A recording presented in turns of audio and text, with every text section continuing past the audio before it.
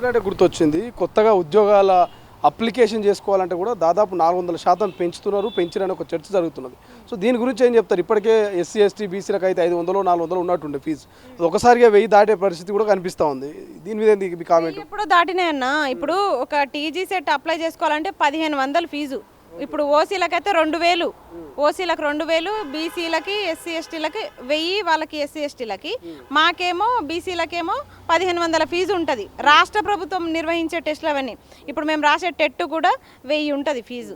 అంటే నిజంగా అసలు ఫీజులే తీసుకోను నేను అసలు ఫీజులే తీసుకోనని మేనిఫెస్టోలో రాసిన వ్యక్తి నిజంగా ఒకసారి మేనిఫెస్టోని చదువుకున్నారా మీరు? ఒక్కసారి తిరిగి చదవాల్సింది. ఒక 10 లైన్లు ఉంటుంది నిరుద్యోగులకు మించి. అంతకు మించి ఏం పాయింట్స్ ఉంటాయి? మా నిరుద్యోగులకు సంబంధించిన పాయింట్స్ ఒకసారి తెరిచి చదువుకోండి. మళ్ళీ మీ మేనిఫెస్టో మీ దగ్గర లేకపోతే పని ఆ మేనిఫెస్టో మేము తీసుకొస్తాం. కానీ అసలు ఫీజులే తీసుకోకుండా అప్లికేషన్లు చేసుకుంటా అన్న వ్యక్తి ఈరోజు వేలకు వేలు ఎందుకు బాదుతున్నాడు? 30 లక్షల మంది నిరుద్యోగులు అంటే 3 కోట్ల డబ్బులు, 30 కోట్ల డబ్బు, 3000 కోట్ల డబ్బులు వస్తాయి. ఈ డబ్బులన్నీ ఎక్కడ పోతున్నాయి? మరి ఎట్లా తిరుగుడు, ఏం తిరుగుడు? అసలు రాజరికం అయిపోయింది మొత్తం. ఈ నుంచి నల్గొండ పోవాలన్న ఫ్లైటే, నల్గొండ నుంచి మెదక్ పోవాలన్న ఫ్లైటే, మహబూబ్ నగర్ పోవాలన్న ఫ్లైటే. అసలు ఫ్లైట్ ఖర్చులేంది, మీ ఖర్చులేంది, ఇవన్నీ ఎక్కడి నుంచి వస్తున్నాయి? మా నిరుద్యోగుల తన ఫీజులు బాధే కదా ఇవన్నీ చేస్తున్నారు మీరు. లేకపోతే మీకు ఇన్కమ్ ఎక్కడిది? ఇంకొకటి, ఈ టెట్లు పెడుతున్నారు. నెక్స్ట్ డిఎస్ ఎప్పుడు పెడతారు? డిఎస్సీలో పోస్టులు ఏవా ఏమన్నా? డిఎస్సీ పోస్టులు చెప్తున్నాము 25,000 మెగా డిఎస్సీ ఇస్తామని మాటిచ్చిరు. ఇప్పుడు పోలీస్ అభ్యర్థులకు కూడా 19,000 అని చెప్పేసి వాళ్ళకి 5,000 ఇచ్చినట్టు డిఎస్సీ పోస్టులు కూడా మీరు 5,000, 3,000 ఇచ్చే ప్రయత్నం చేస్తే మాత్రం ఊకుండే ప్రసక్తి లేదు. అయ్యే కేసులు కానీ క్రిమినల్ కేసులు కూడా పెట్టుకొని వీళ్ళు. కానీ అప్పుడు మాత్రం వినే ప్రసక్తి ఉండదు. ఓపికతోనో ఎదురు చూస్తున్నాం ఇప్పటికీ కూడా. ఇంకా ఎన్ని ప్రయత్నాలు చేస్తాం చెప్పండి? అరే మాట్లాడితే కేసేస్తారు. అవి క్వాజ్ చేయించుకోవడానికే మొత్తం ఆస్తులన్నీ కరగ తీసుకొని తిరగాల్సి వస్తుంది, కోట్ల చుట్టూ తిరగాల్సి వస్తుంది. నిన్ను గెలిపించిన పాపానికి నువ్వు మమ్మల్ని కోట్ల చుట్టూ తిప్పబడుతీవి. ఇంకా ఏం మొక్కం పెట్టుకొని మళ్ళీ ఓటేనని వస్తావు? ఎడ్యుకేషన్ మినిస్టర్నే అడుగుతున్నాం. మీరు అంటే కాంగ్రెస్ ప్రభుత్వం అధికారంలోకి రాకముందు కొన్ని యాత్రలు చేశారు. మీరు కాకపోవచ్చు, ఇంకొంతమంది నిరుద్యోగులు కూడా ఆ యాత్రలో పాల్గొన్నారు. సో అప్పుడున్నటువంటి నాయకులు వాళ్ళ కొంతమందికి పదవులు కూడా వచ్చినాయి. సో వాళ్ళు మీకు ఏమైనా మద్దతు ఇస్తున్నారా? మీతో కోఆర్డినేషన్లో ఉన్నారా? వాళ్ళు మీకు ఏమైనా గవర్నమెంట్ తరపు నుంచి మీకు ఎక్స్ప్లెయిన్ చేసే ప్రయత్నం చేస్తారా ప్రస్తుత సిచ్యువేషన్ గురించి ఏమన్నా? ఇప్పుడు మాకప్పుడు దగ్గర ఉన్న వ్యక్తి అంటే ఒక బల్మురన్న, రియాజ్ సారు, కోదండరామ్ సార్, వీళ్ళ ముగ్గురికి పదవులు వచ్చినాయి. అసలు ముగ్గురు ఎంత దారుణంగా తయారయ్యారంటే నిజంగా కోదండరామ్ సార్ని ఒక ప్రొఫెసర్ జయశంకర్తో పోల్చుకున్నాను నేనైతే.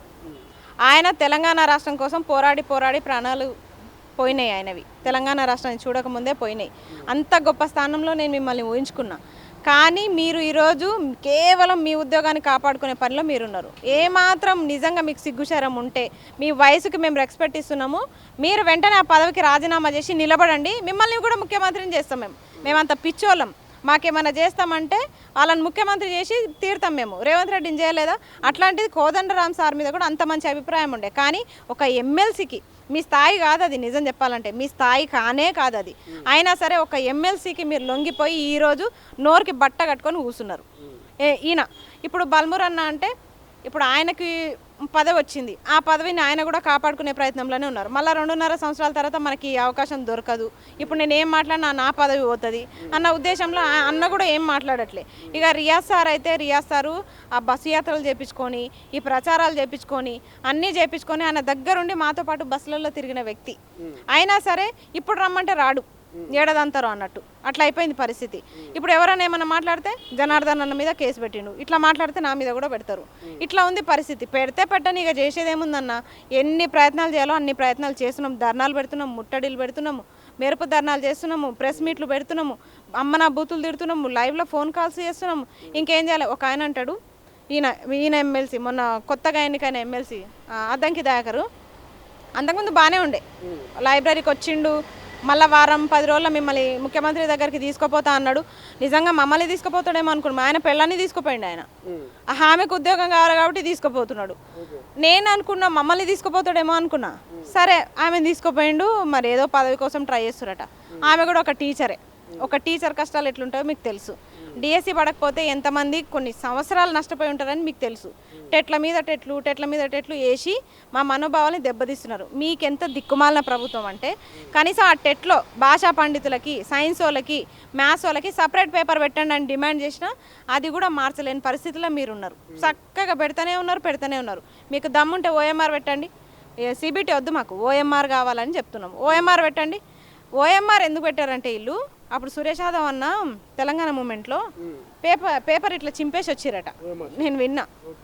క్వశ్చన్ పేపర్ గ్రూప్ 1 స్థాయి పేపరు చింపేసి వచ్చిరట ఎగ్జామ్ హాల్లోనే. ఇప్పుడు ఎక్కడ మేము కూడా తిక్కలేసి అట్లా చింపుతామేమో అన్నట్టు కావాలనే సిబిటి పెడుతున్నారు వీళ్ళు. లేకపోతేనా మేము కూడా చింపి ఇలా మొహాల మీద వాడేసేటోళ్ళమే. ఇప్పుడు ఏం చేస్తాము, మీరు గాన ఇట్లాగే పిచ్చి పిచ్చి ఎగ్జామ్స్ పెడితే మాత్రం ఎగ్జామ్ సెంటర్లకు మొత్తం సిస్టంలో పగలగొడతాం. ఈసారి మాకు సంబంధం లేదు, మేము ఫీజులు కడుతున్నాం మేము. ఆ సిస్టమ్ మీద పూర్తి హక్కు మాకే ఉంటుంది. రాస్తాము, లేకపోతే పగలగొడతాం. అది మా ఇష్టం. అట్లా అయిపోయింది. అద్దంకి దయాకర్ గారికి ఒకరోజు ఫోన్ చేసిన నేను. అన్న ఏమైందన్న అంటే ఇక విసిగిపోయారు ఊకే ఫోన్లు చేస్తే. డే టైంలో 10 గంటలకు చేస్తే ఏమైందన్న ఇట్లా నోటిఫికేషన్స్ అంటే టైం ఎంత అవుతుందమ్మా అంటే 10 అవుతుందన్న అంటే నేను టిఫిన్ చేసే టైంలో ఫోన్ చేస్తావా అమ్మ నువ్వు? అది ఏం టైం అది అసలు నాకు తెలియదు. టిఫిన్ చేసే టైం 10 గంటలకి అది ఏం టైమో నాకైతే తెలియదు. ఆయన ఆ టైంలో తినుడు కూడా తప్పో లేకపోతే తినేటప్పుడు ఫోన్ చేయడం తప్పో కూడా నాకు తెలియదు. తినేటప్పుడు మన వాళ్ళే ఫోన్ చేస్తారని సామెత ఉంది. నేను శత్రువుని కాదా కదా, ఒక నిరుద్యోగిగా ఫోన్ చేసిన. చెప్పే సమాధానం ఎట్లుండాలి?